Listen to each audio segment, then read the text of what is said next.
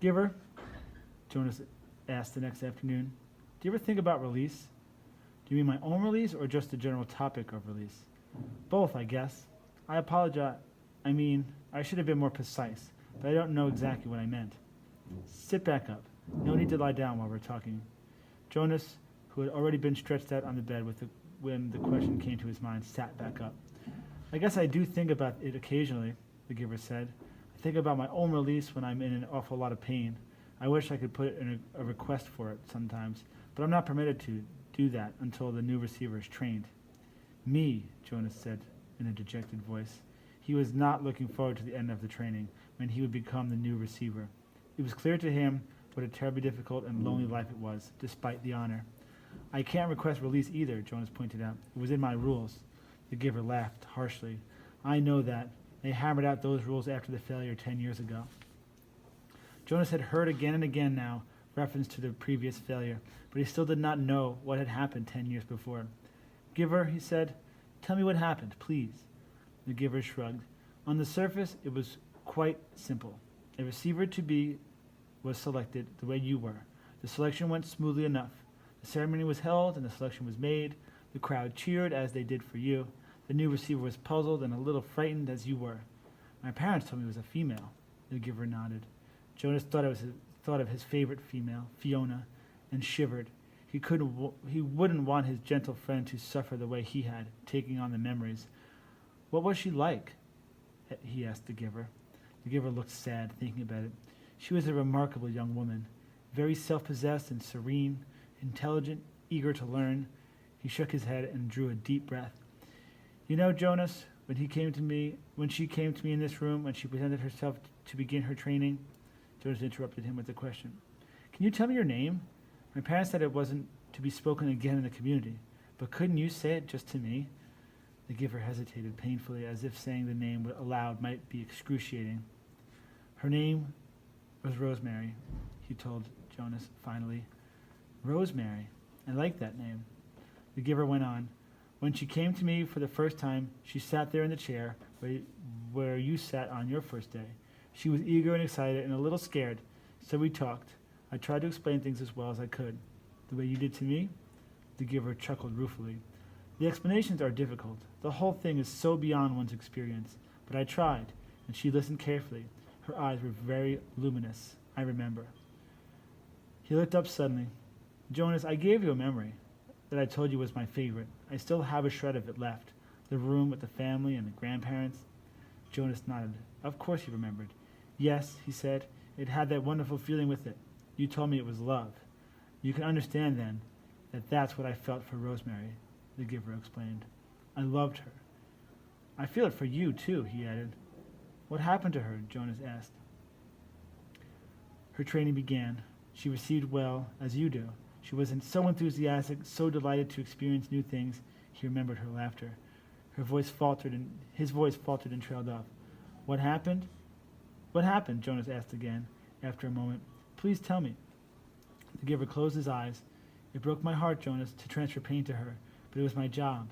It was what I had to do, the way I've had to do it to you. The room was silent. Jonas waited. Finally, the giver continued. 5 weeks, that was all. I gave her happy memories, a ride on a merry-go-round, a kitten to play with, a picnic. Sometimes I chose one just because I knew it would make her laugh. And I so treasured the sound of that laughter in this room that had always been so silent. But she was like you, Jonas. She wanted to experience everything. She knew that it was her responsibility, and so she asked me for more difficult memories. Jonas held his breath for a moment. You didn't give her war, did you? Not after just 5 weeks. The giver shook his head and sighed. No, and I didn't give her physical pain, but I gave her loneliness, and I gave her loss. I transferred a memory of a child taken from its parents. That was the first one. She appeared stunned at its end. Jonas swallowed. Rosemary and her laughter had begun to seem real to him, and he pictured her looking up from the bed of memories, shocked. The giver continued. I backed off, I gave her little delights, but everything changed once she knew about pain. I could see it in her eyes. She wasn't brave enough, Jonas suggested. The giver didn't respond to the question. She insisted that I continue, that I not spare her. She said it was her duty, and I knew, of course, that she was correct. I couldn't bring myself to inflict physical pain on her, but I gave her anguish of many kinds, poverty, hunger, and terror. I had to, Jonas. It was my job, and she had been chosen. The giver looked at him imploringly. Jonas stroked his hand. Finally, one afternoon, we finished for the day. It had been a hard session. I tried to finish, as I do with you, by transferring something happy and cheerful, but the time of laughter were gone by then. She stood up very silently, frowning, as if she were making a decision. Then she came over to me and put her arms around me. She kissed my cheek, and Jonas watched. The giver stroked his own cheek, recalling the touch of Rosemary's lips 10 years before. She left here that day, left this room, and did not go back to her dwelling. I was notified by the speaker that she had gone directly to the chief elder and asked to be released. But it's against the rules. The receiver in training can't apply for It's in your rules, Jonas, but it wasn't in hers. She asked for release, and they had to give it to her. I never saw her again. So that was the failure, Jonas thought. It was obvious that it saddened the giver very deeply, but it didn't seem such a terrible thing after all. And Jonas, could never have done it, never have requested release, no matter how difficult his training became. The giver needed a successor, and he had been chosen. The thought occurred to Jonas. Rosemary had been released very early in her training. What if something happened to him? What if something happened to him, Jonas? He had a whole year's worth of memories now. Giver, he asked, I can't request release. I know that. But what if something happened, an accident? What if I fell into the river, like the little four, Caleb did? Well, that doesn't make sense because I'm a good swimmer. But what if I couldn't swim and I fell into the river and was lost? Then there wouldn't be a new receiver, but you would already have given an awful lot of important memories.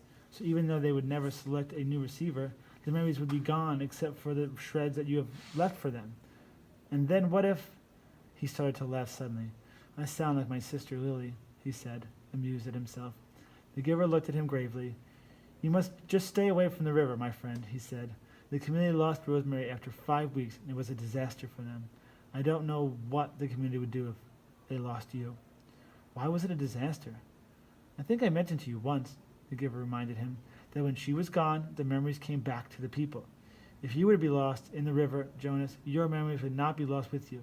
Memories are forever. Rosemary had only those 5 weeks' worth, and most of them were good ones, but there were those few terrible memories, the ones that had overwhelmed her. For a while, they overwhelmed the community, all those feelings. They had never experienced that before. I was so devastated by my own grief at her loss and my own feeling of failure that I didn't even try to help them through it. I was angry, too. The giver was quiet for a moment, obviously thinking. You know, he said finally, if they lost you with all the training that you've had now, they'd have all those memories again themselves. Jonas made a face. They'd hate that. They certainly would. They wouldn't know how to deal with it all. The only way I deal with it is by having you here to help me, Jonas pointed out with a sigh.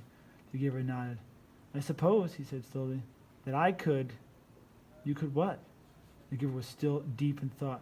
After a moment he said, if you floated off in the river, I suppose I could help the whole community the way I've helped you. It's an interesting concept. I need to think about it some more. Maybe we'll talk about it again sometime, but not now. I'm glad you're a good swimmer, Jonas, but stay away from the river. He laughed a little, but the laugh was not lighthearted. His thoughts seemed to be elsewhere, and his eyes were very troubled.